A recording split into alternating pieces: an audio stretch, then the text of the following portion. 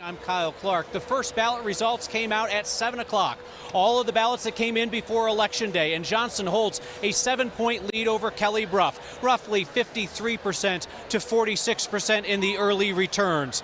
Johnston, the slightly more progressive of the two candidates, if prior turnout methods hold tonight, might even be able to stretch that lead a bit more. Kelly Brough, for her part, says she acknowledges she's the underdog. But I've been an underdog my whole life, so I'm fine, scrappy and fighting from the back. And wait till you see the crew that's going to be here tonight. They look just like me. It feels good. And Lightning Rod Democratic Socialist Councilwoman Candy Tabaka trails by 30 points in the earliest returns. Our coverage continues on 9 News and 9 News Plus.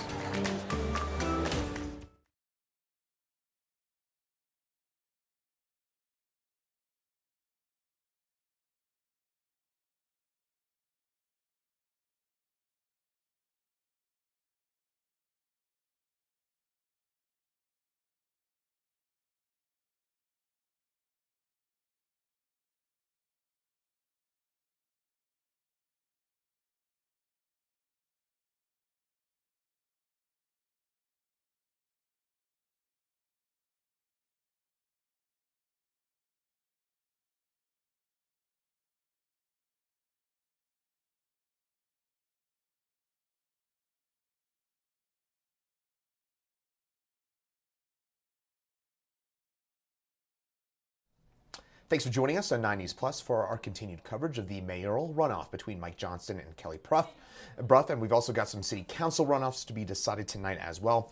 Alton Dillard, a longtime former elections division official from the city of Denver, joins us now. And Alton, based on the results so far, about a 7-point gap between Mike Johnston and Kelly Brough.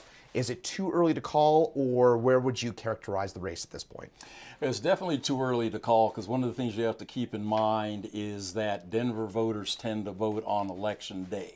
So that first batch of ballots that you saw at 7 p.m., a lot of that's going to be the 65 and up demographic. And so some of the other demographics, 25-34, 45-54, those are still lagging a bit. So it's going to be interesting to see what happens when that 8:30 report comes out. So that said, about 113,000 votes are in so far. You're saying that that's probably the majority of the 65 and older vote, which would perhaps maybe lean a bit more conservative. I'm going to glean a little bit here and read into the results a little bit. Mike Johnston probably a bit more progressive, although both candidates somewhere in the center, I would say. That said, maybe that younger vote, is it safe to say it may favor Mike Johnston a bit more, or will we get a bit of a better idea about that at 8:30 with the next? We'll get a much better idea at 8:30 Okay. Because one of the things that we've been talking about is the very narrow sort of lack of delineation between these two candidates. I mean, great candidates, and as Kyle mentioned, they were burning up the forum, debate, coffee, tea circuit. They were out there putting in the work, and so it's just going to be a matter of seeing that, you know, the belief that Denver could do worse with, you know, with either of them. And if that's the case, then that may mean there's not a whole bunch more turnout to be seen. But just, you know, eyeballing some of the people that I saw walking down towards the elections division this afternoon, there appeared to be a very steady walk up going soon. And so that's why we always take pains to mention 7 o'clock is everything that's come in over the past 2+ weeks that people have had their ballots. So the 8:30 is usually where you start getting your first indicators of which way things are going to break. Now, let's say we start to see a bit more separation between Johnston and Brough at 8:30, even if it's marginal. Is that an indication to you that that's the point to where this mayoral race could be close to being called? It could be. One of the risks with, you know, calling anything is just the fact that there is an 8-day post-election window for military and overseas ballots to get in, and that's also why a lot of great pains are taken to remind folks that nothing is official until the election is canvassed/certified. So these next couple of reports are really going to be telling. There's a lot of these margins right now. Nothing's insurmountable. There's some tough margins here, but also, like we were talking about before we came on, really keeping an eye on what's going on in Council 8, that's shaping up to be the early nail biter. We got 3 city council runoffs in the 8th, 9th, and 10th districts. Get to that here in just a second. One final bit of something you told me before we came on that was quite interesting to me is that geography plays a pretty big role as well. So it's far northeast Denver. That vote is going to be trickling in over the next little while. Is that correct? Correct. And I have seen a couple of races actually swing, but not anything citywide. So like when Happy Haynes won her school board race, she went to bed behind but then woke up ahead. When now Senator James Coleman ran for the State House originally, same thing happened there. And it's just pure geography. So some of the last ballots downtown are going to be from the corners of the city. So Grant Ranch out in that area, but then also Montbello Green Valley Ranch, because of their proximity to the airport. Those are usually the last ballots downtown just because of pure physical distance and the fact that a lot of communities of color, especially folks who fought for the right to vote, have a cultural tie to Election Day. So, even in this mail ballot model a few years ago in Montbello, we actually saw lines because of the amount of people that were voting on Election Day. So that trend, I think, is going to hold, where there's going to be a tidy amount of walk-up today. And so that's why the 8:30, we can do a little deeper dive on the analysis then. Very, very interesting. I'm going to put on my dad hat here for a quick second for our audience, which means every vote counts, and we talk about this, everybody needs to vote. And you can see that most clearly. You were talking about the 8th district here for the city council runoff. Brad Rivera currently has a 25-vote lead over Chantel Lewis. Chantel Lewis, the more progressive of those 2 candidates there. In the 9th district, we were talking about this, or Kyle was talking about this a few minutes ago. Gerald Watson with a 30-point margin over Candy C. DeBaca. So you would think that Candy C. DeBaca going to probably get voted out. And then in the 10th district, we've got Chris Hines with about a 17-point lead on Hoffman there. So we've got some fairly, in some cases here, certainly a 25-vote margin. In the 8th, in the 10th is about a 900-vote margin right now. What can we expect over the next few hours? Over the next few hours, you might see some of these numbers tighten a little bit, because a lot of this is really going to, again, come down to younger voters. And also people need to remember that there was a redistricting. So the districts that people may think of the traditional boundaries are not the same as they were for the last election.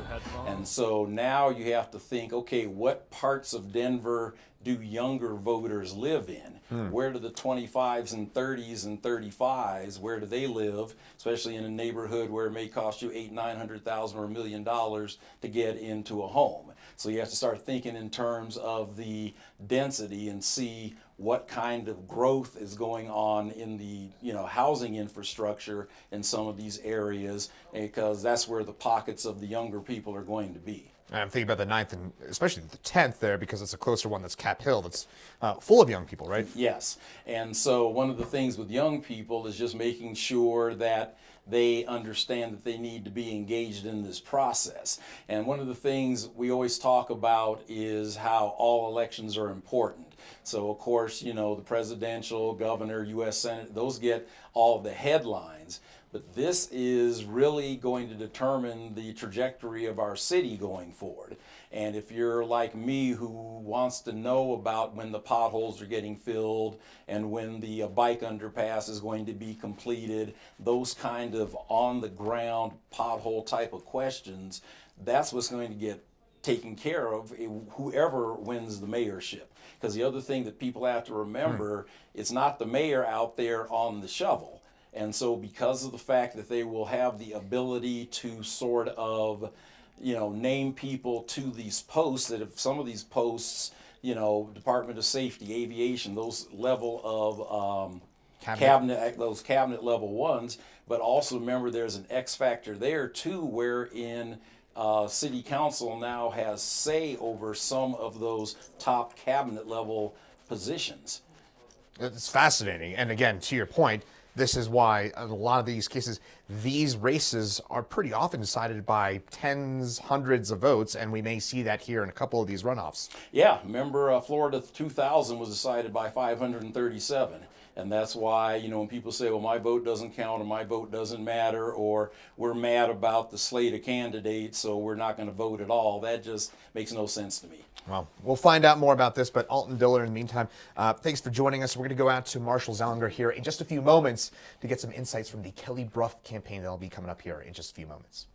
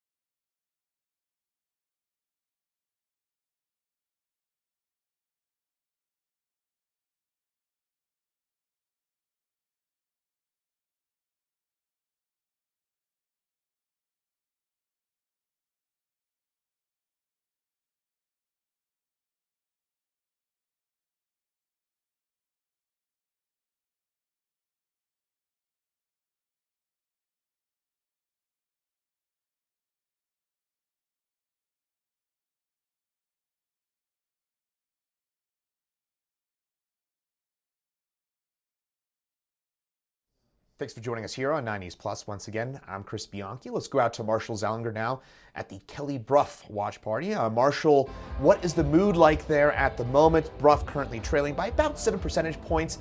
And also, do we expect Brough to perhaps speak here in the next couple of minutes? Well, when you got techno music going, the mood's pretty great. There was a little bit of a hiccup. I don't know if it was with the internet here or with the Denver election website, but there are results posted, well, I guess just on this wall now, and when the results posted about, 7:05, 7:06, there was like an error message, so the people here didn't find out until about 7:15 that it was an 8,000 vote deficit after that first batch of ballots, but that hasn't changed the mood of the, about 100 or a couple hundred people here that are, Foster, would you say 100, 200, somewhere in that range? I don't like to estimate, but it's not, I don't like to estimate, Chris, but it's more than 100 people here. And I know they're just hanging out until the next batch of ballots at 8:30. And as we learned, and as I've reported, we know that more than a third of people, like myself, vote on Election Day. So you have a significant number of ballots to be counted, but then when you do math, which we're not good at as journalists, but we pretend to be, if you're at a deficit of 7%, if you need to sway 8,000 votes in your favor for the next batch, you need to find, we'll know at 8:30, if the vote total starts to move toward Kelly Brough's favor, then you could believe that of that third or more people who vote on Election Day, it's going to trend in her direction, and you could start to project out a little bit, but we won't know much until 8:30. And if Johnston's lead grows at 8:30, I think that's not a great sign for the people at this party. Well, I guess to that, Marshall, maybe speaking to Kelly or speaking to people around there, is there an expectation about what might happen at 8:30? Is there optimism that maybe the vote does get narrowed, or have you not heard a whole lot on that yet? This is something I asked Kelly Brough about. She talked with us in the media about 6:30, half an hour before ballots were due back to the city. And I asked, the question was, do you believe that you need the day of voters to go your way to have a chance at winning? And here's how she answered that. I don't know, Marshall. I totally agree I'm the underdog. I think they've got millions more dollars than we do. But I've been an underdog my whole life, so I'm fine, scrappy and fighting from the back. And wait till you see the crew that's going to be here tonight. They look just like me. It feels good. Chris, I don't know if her answer played there or not. I'm listening to someone. They're just updating what's going on at the party here behind me. We heard was that. it a great answer? Yes. Yeah, we heard that, Marshall. Again, I prefaced it with about the money, and that underdog from a money standpoint, because there was more money from the Mike Johnston Political Action Committee than there was from the Kelly Brough Political Action Committee. And as you and I have talked, this is money that is not money that goes directly to Brough or Johnston's campaign. This is money to a campaign that they have no say over how it's spent or what's supposed to happen with it. The money that went to Brough and Johnston was fairly even, but it was an avalanche more for the Johnston Political Action Committee that was able to get more messaging out to voters. And so that's the preface of the question. But she didn't answer whether or not she thought she needed the voters today that would swing in her favor. Well, Marshall, I mean, that continues kind of a theme for Kelly Brough throughout this campaign. You heard it there a couple minutes ago, kind of playing that underdog card. I mean, I think that's something that Kelly Brough has kind of leaned into throughout the course of the campaign, and we saw it there. Perhaps this is par for the course in terms of the way that she's campaigned going back to last winter. Yeah, on the underdog standpoint, I think her campaign went that direction, and you could tell Colorado and Denver voters don't like negative campaigning. And negative campaigning usually means you think you're behind and you're trying to paint your opponent in a different light that maybe people who support that person didn't realize. And what's interesting is that her negative campaigning, at least on TV, was about that political action committee and the outside money that was coming in to help Johnston, even though it wasn't going directly to Johnston's campaign.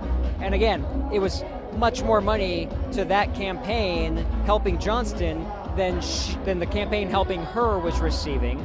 But let's not forget that she also had outside money helping her. What I found interesting about going negative is that she was chief of staff for John Hickenlooper when John Hickenlooper was mayor of Denver, and John Hickenlooper has a reputation of positive campaigning, quirky, goofy messaging about himself. And I asked Brough, she touts being chief of staff to John Hickenlooper, but as senator now, a U.S. senator, he never said anything in this race to endorse her or voice support for her, and I asked her how she felt about that. Yeah, hey, he donated to the campaign. Privately, he's been helpful, but I totally understand, right? He, as a sitting senator, wants to stay out. I respect that. Private support can help all she wants to believe it can help, but public support might be enough to boost some people to be like, oh, he likes her, I like her, because I like him. Like, if people weren't making that connection, I don't know how many votes we're talking about there, but that could have played a role. And if you're touting your work with your former boss and your former boss doesn't tell the public, yeah, go for her, like, there's a disconnect there. And she may publicly say she understands. I wonder if privately, if she understands, or if it's like one of those moments. Yeah. And by the way, kind of interesting to this, Marshall, something we actually talked about, I believe it was yesterday, was the fact that the public endorsements that may have swung more than a handful of votes came from Lisa Calderon, came from Leslie Herod on the progressive side of things in favor of Mike Johnston. And Kelly Brough, earlier in the campaign, had some, I'd say, she kind of went after those two a little bit, didn't she? We got Wellington Webb came out in support of her, but that seemed to be more about her view versus Mike Johnston's view of Park Hill Golf Course. And let's not forget, both had the same view that they wanted Denver voters in April to vote yes on the ballot issue 2.0 that would have developed that land. But that was initially right after April. We heard from former Denver Mayor Wellington Webb throwing his support behind Kelly Brough, but then we didn't hear any other big names after that, really, and the ones we did hear went for Mike Johnston. Absolutely, no doubt about that. Well, Marshall, we'll continue to check back in with you throughout the course of the evening. In the meantime, we'll leave you to the techno music behind you, and thanks for joining us here on 9 News Plus. No problem. Thanks, Chris. All right, we'll have another update at 8:35 here on 9 News Plus. More coverage on Channel 20 and here on 9 News Plus at 9 p.m. and also on 9 News and here on 9 News Plus at 10 p.m. as well. So long. We'll see you in a few minutes.